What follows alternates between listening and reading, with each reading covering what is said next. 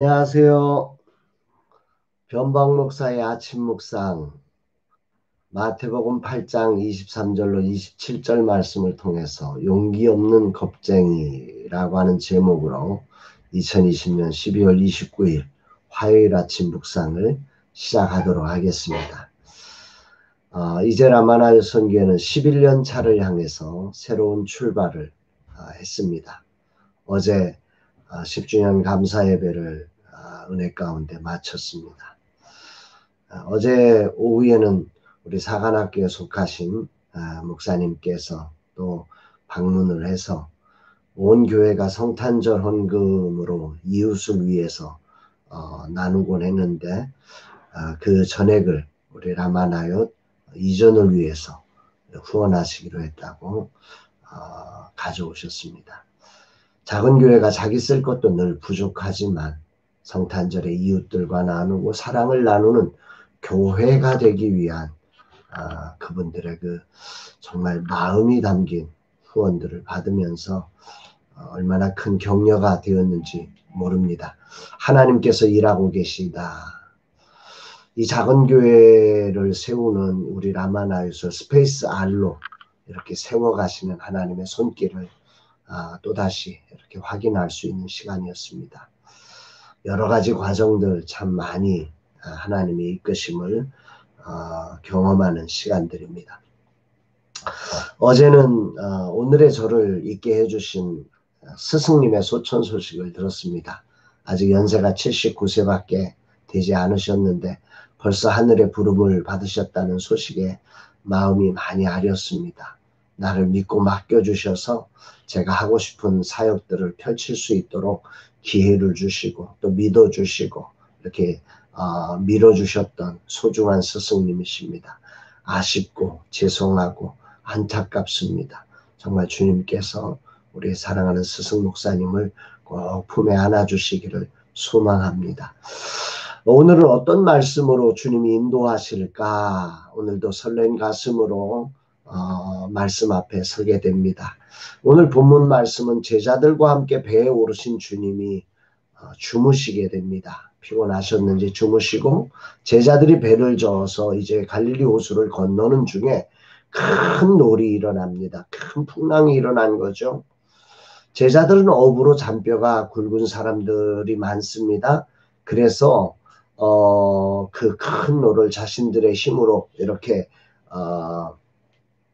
가려고 하지만 도저히 풍랑을 이길 수 없어서 예수님을 깨우면서 구원해 달라고 요청하자 주님께서 어찌하여 무서워하느냐 이 믿음이 작은 자들아 책망하시고 바람과 바다를 꾸짖어 잔잔케 하시는 이런 내용이 나오는 본문입니다.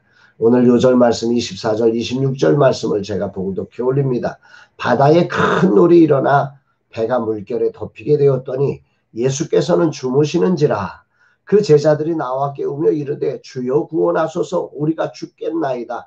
예수께서 이르시되 어찌하여 무서워하느냐 믿음이 작은 자들아 하시고 곧 일어나사 바람과 바다를 꾸짖으시니 아주 잔잔하게 되거늘. 이 본문을 가지고 지금까지 저는 여러 번 설교를 했던 본문입니다. 그래서 아주 잘 알고 좋아하는 본문이기도 합니다. 그러나 오늘 주님이 내게 무엇을 말씀하실지 겸손히 귀와 마음을 열고 주님 앞에 서서 듣기를 원합니다. 주님 오늘도 말씀하옵소서 이 종이 듣겠나이다.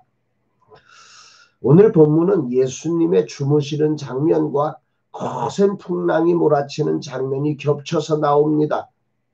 하필 왜 그때 예수님은 주무셨을까? 이것이 우리의 삶에서 자주 경험하는 문제인 것 같습니다. 왜 그때 꼭 필요할 때 주님은 거기서 주무시고 계신 것처럼 느껴졌는지. 아마도 오늘 코로나로 인해서 많은 분이 어려움을 겪으면서 이런 장면들이 가정 안에 있지 않을까, 기업체 안에 있지 않을까, 교회 안에 있지 않을까 하는 생각을 해봅니다. 정말 어려운데 주님 어디 계세요? 주님 왜 응답이 없으세요? 풍랑이 올 때 예수님은 왜 바다를 건너자고 하셨는지, 풍랑이 오는데 왜 예수님은 주무셔서 우리로 이렇게 힘들게 하는지 제자들의 마음속에 이런 불평이 있을 법하고 오늘을 살아가는 우리 안에 이런 불평이 올라오는 거지요. 여기 메시지 성경은 이 장면을 이렇게 번역을 하고 있습니다.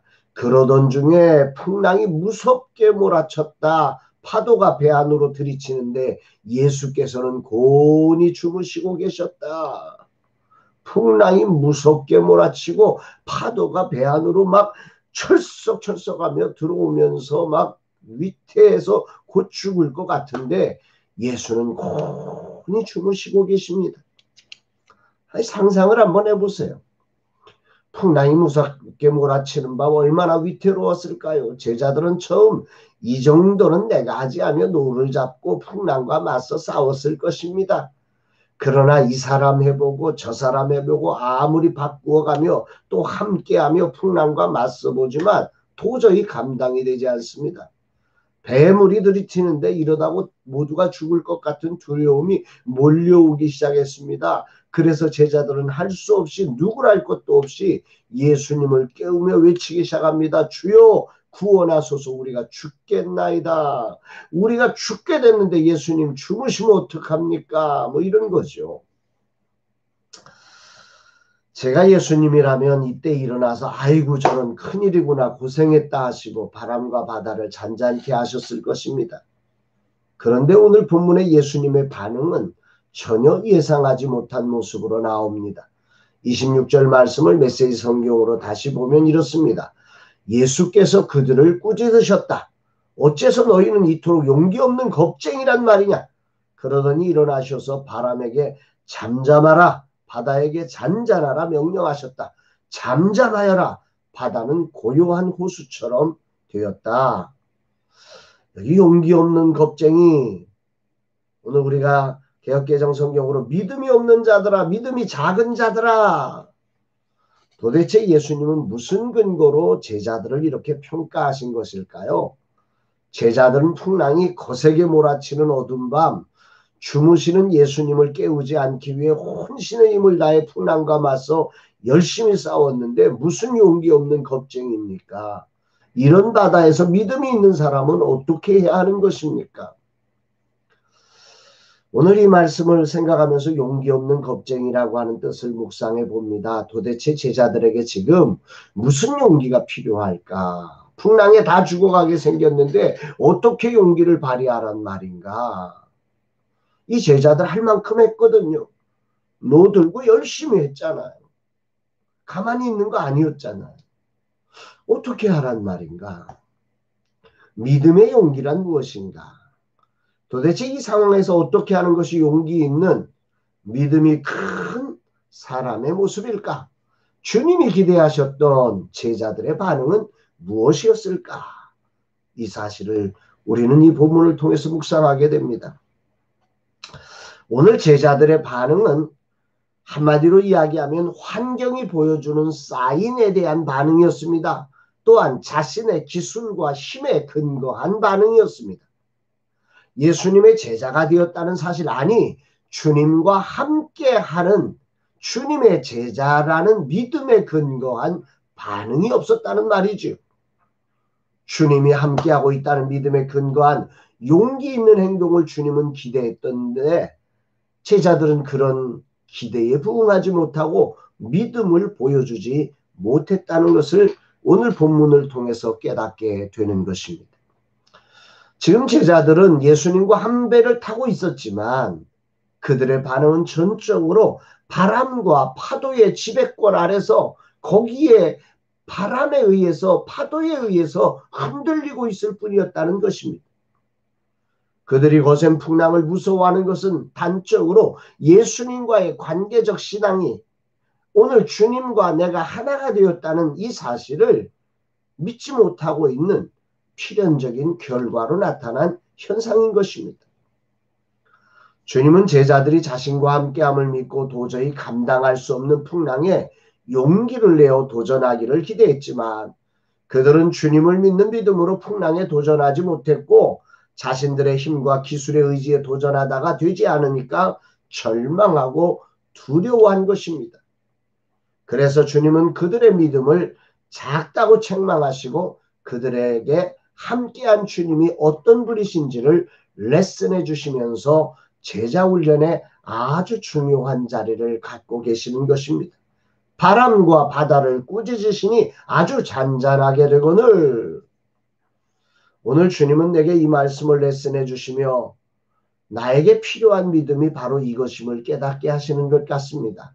사실 지금의 저는 주님이 주인이심을 증명하는 싸움을 싸우면서 수시로 풍랑에 내 힘으로 맞서다가 예수님 깨우고 다시 믿음으로 일어났다가 또 내 힘으로 싸우다가 주님을 깨우고 하는 일을 반복하고 있는 모습임을 보게 됩니다.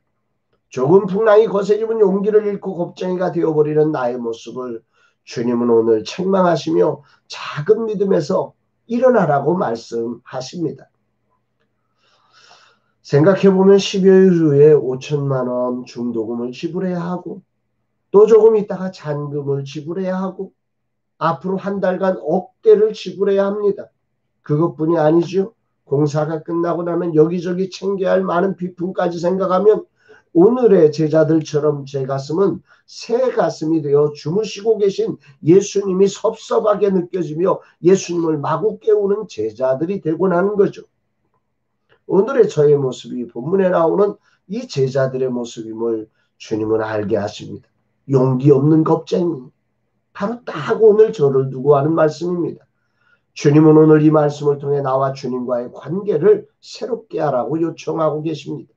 이제 믿음이 작은 자가 아니라 믿음이 큰 자로 주님과 함께 풍랑을 향해 도전하는 믿음의 반응을 나타내는 자가 되라고 하는 거죠. 주님의 책망을 통해 분명히 저는 깨닫습니다. 주님은 지금 주무시고 계신 게 아닙니다. 주님은 무력하신 분이 아니십니다. 지금 주님은 제자들에게 아주 중요한 훈련을 체크하고 계신 것이었습니다.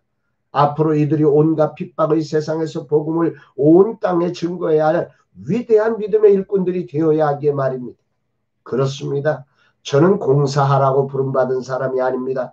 돈을 내라고 이 자리에 있는 사람이 아닙니다. 지금 나는 믿음이 큰 사람으로 훈련받고 있다고 주님은 말씀하십니다. 오늘 나와 함께 하시며 젊은 세대와 작은 교회 플랫폼과 비빌 언덕이 되는 위대한 도전을 이루는 과정에 주님은 나의 믿음을 레슨하고 계신다. 주님이 누구신지를 분명히 알고 그분과 내가 어떤 관계인지를 분명히 하려고 하시는 거죠. 아멘입니다. 주님은 나의 왕이십니다.